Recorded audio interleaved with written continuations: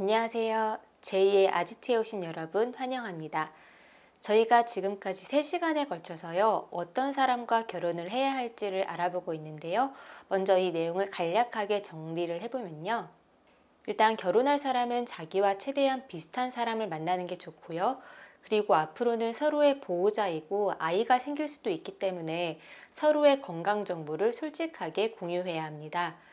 경제적으로 능력이 있어야 하고 정서적으로 독립돼 있어야 하며 룸메이트로서 적합한지가 중요합니다. 왜냐하면 배우자는 평생 함께 한 공간에서 살아갈 사람이기 때문이에요.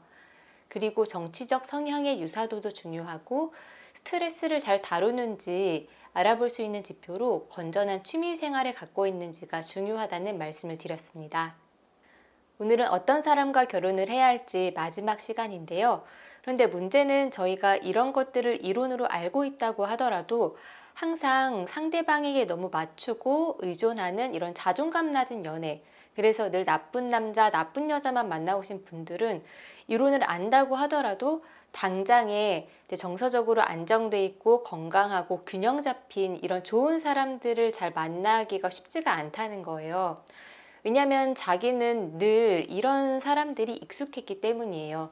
이거를 심리학에서는 이제 반복 강박이라는 용어로도 표현을 하는데요.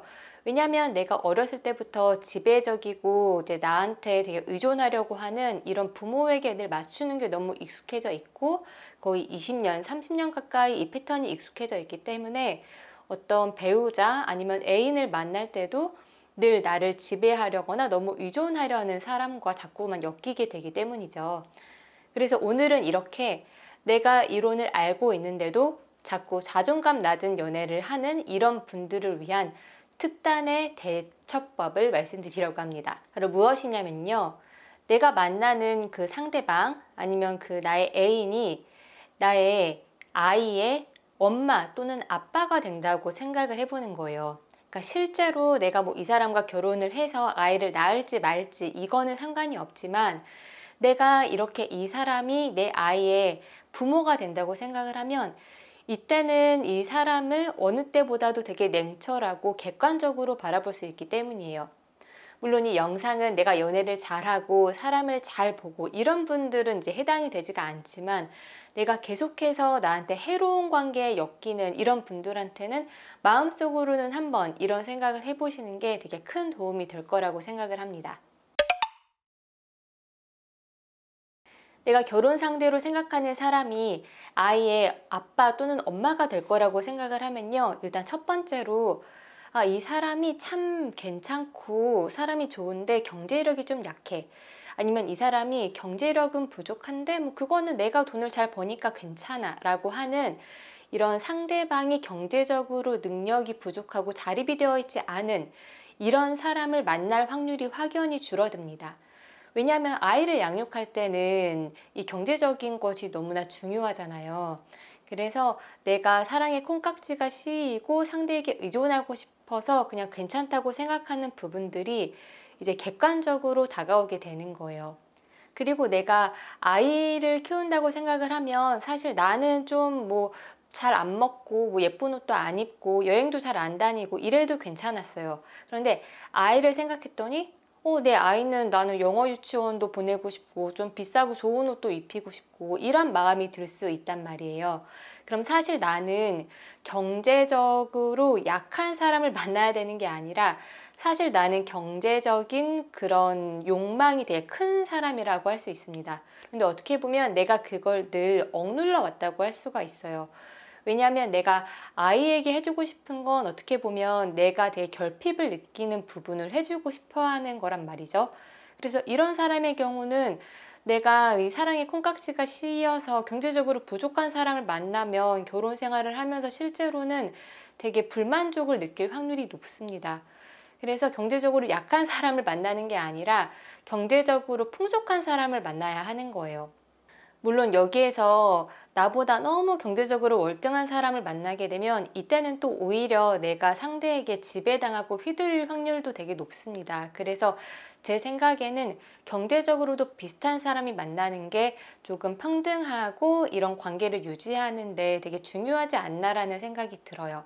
근데 그럼에도 불구하고 내 욕망의 방향이 어디로 향하고 있는지 알고 그런 사람을 만나는 게 중요하다라는 말씀을 드리는 거고요. 어떤 말씀인지 여러분들 다 이해하고 계시죠?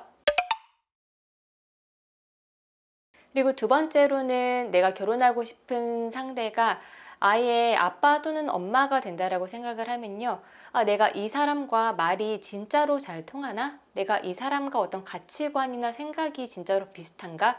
이런 부분에 대해서도 조금 더 객관적으로 생각을 해볼 수가 있습니다.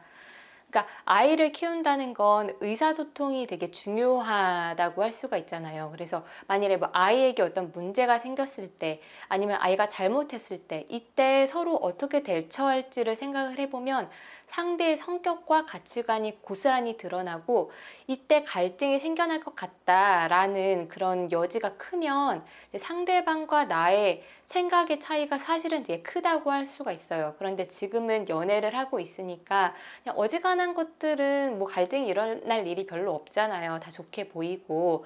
그래서 내가 사실은 상대를 제대로 알고 있지 못하다라고 생각을 하실 수가 있습니다. 그러니까 연애를 하거나 둘이 있을 땐 문제가 되지 않을 상황이 아이가 있을 때는 문제가 될 수 있을 수 있고, 그리고 그게 되게 치명적일 수 있다는 거예요. 그러니까 제가 예를 한번 들어볼게요. 만일에 이 상대방이 뭐 평소에 회사도 잘 가고 일도 잘 하고 나와 뭐 데이트도 잘 합니다. 그런데 이거를 제외한 대부분의 시간은 컴퓨터 게임이나 아니면 스마트폰을 사용하는데 모두 보내고 있어요. 근데 연애를 할 때는 뭐 그 사람이 개인 시간을 쓰는 거고 뭐 자기 할 일은 잘 하고 하니까 뭐 별 문제가 되겠어? 뭐 이 사람이 뭐 돈을 펑펑 쓰는 것도 아니고 다른 뭐 취미 생활이 크게 있는 것도 아니고 그리고 뭐 집에서 뭐 자기 할 일 이렇게 노는 건데 그게 뭐가 문제가 되겠어? 라고 생각할 수가 있어요. 그런데 이거를 만일에 아이를 같이 키운다고 생각을 해보면 앞이 깜깜해집니다. 요새 아이들과 부모님이 스마트폰 사용으로 갈등을 굉장히 많이 빚잖아요. 근데 머릿속에 그려지는 거예요. 아이가 있는데도 불구하고 이 사람이 회사 갔다 와서 계속 스마트폰만 만지고 있을게요. 그러니까 그냥 연애를 할 때는 이게 그냥 이 사람의 자유활동이라 생각이 들었는데 아이가 있다고 생각하면 이 사람은 자유활동을 하는 게 아니라 스마트폰 중독이구나. 그러니까 나랑 만일에 같이 결혼을 해서 집에 있다고 하더라도 이 사람이 어떤 가정에 충실한 게 아니라 핸드폰이나 어떤 컴퓨터 게임에만 빠져 있을 확률이 되게 높겠구나. 그렇게 의사소통이 단절이 되겠구나. 아이에게도 해로운 영향을 미치겠구나.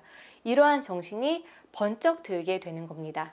또 다른 예를 하나 더 들어볼게요.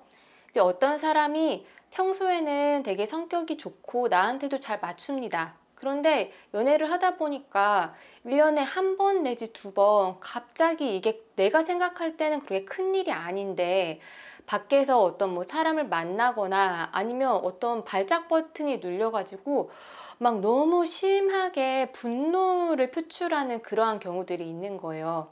그리고 운전도 되게 잘 하는데 운전을 하고 가다가 조금만 무슨 일이 생기면 막 갑자기 막 욕을 막 하고 엄청 화를 내고 이런 사람이 있다고 생각을 해볼게요. 근데 이 사람이 아주 뭐 많이 그러는 건 아니고 평소에는 괜찮고 그리고 뭐 그렇게 하고 나면 나한테 바로 미안하다고 사과를 하고 그리고 내가 그런 거 문제를 지적하면 이 사람이 반성도 하고 그래서 이게 괜찮다라는 생각이 들지만요. 이때는 나도 계속 이 사람을 만나고 싶다는 생각이 들고 이제 그러니까요.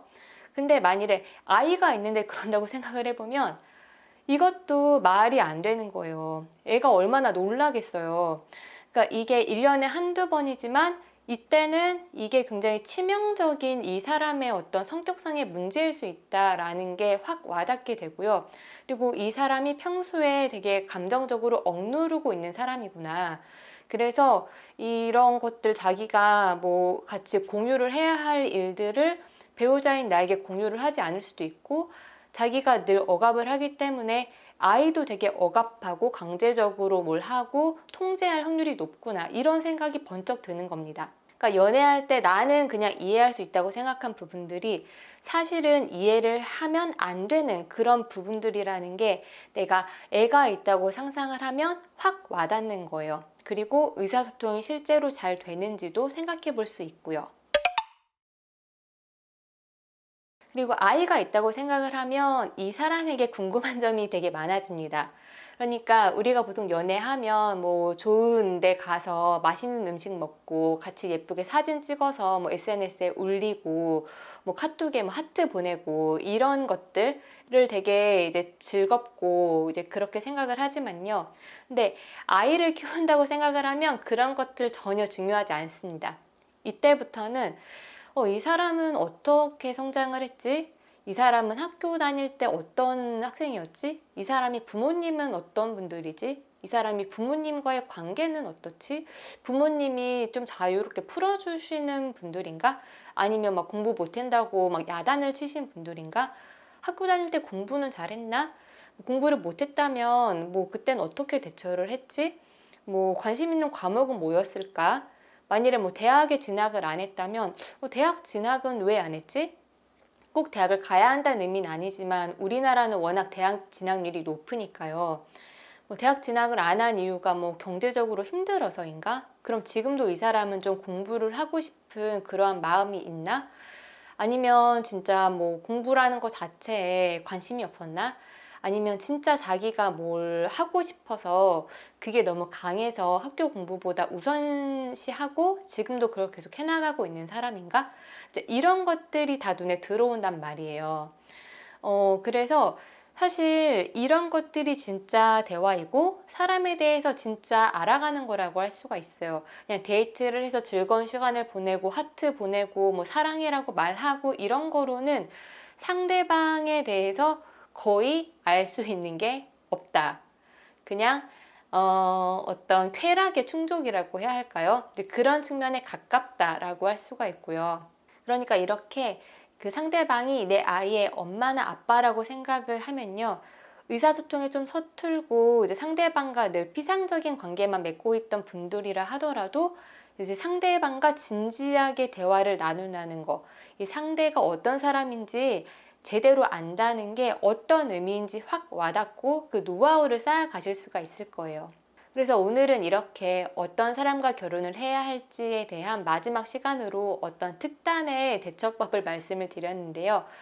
좀 공감이 되시는지 모르겠어요. 그래도 여러분들께 좀 도움이 되셨으면 좋겠고요. 그러니까 핵심은 피상적인 관계를 형성하는 게 아니라 서로가 진짜로 어떤 사람인지 이 사람의 장점뿐만 아니라 단점, 불안정한 점, 불완전한 점, 이 사람이 이제 성장을 하면서 되게 즐거웠던 기억뿐만 아니라 힘들고 아팠던 기억, 이런 것까지도 다 서로 공유를 하고 그럼에도 불구하고 내가 이 사람을 수용할 수 있다라는 생각이 들었을 때 그때가 이제 결혼을 할지 말지 결정을 내릴 수 있는 시점이다라는 말씀을 드리고 싶었습니다. 그래서 오늘도 여러분들의 자유로운 생각과 의견 함께 나누고 싶은 주제는 댓글로 남겨주시고요. 오늘 영상이 마음에 드셨다면 좋아요와 구독으로 여러분들의 마음을 표현해 주시면 무척 감사하겠습니다. 그럼 저는 더 좋은 영상으로 돌아오겠습니다. 감사합니다.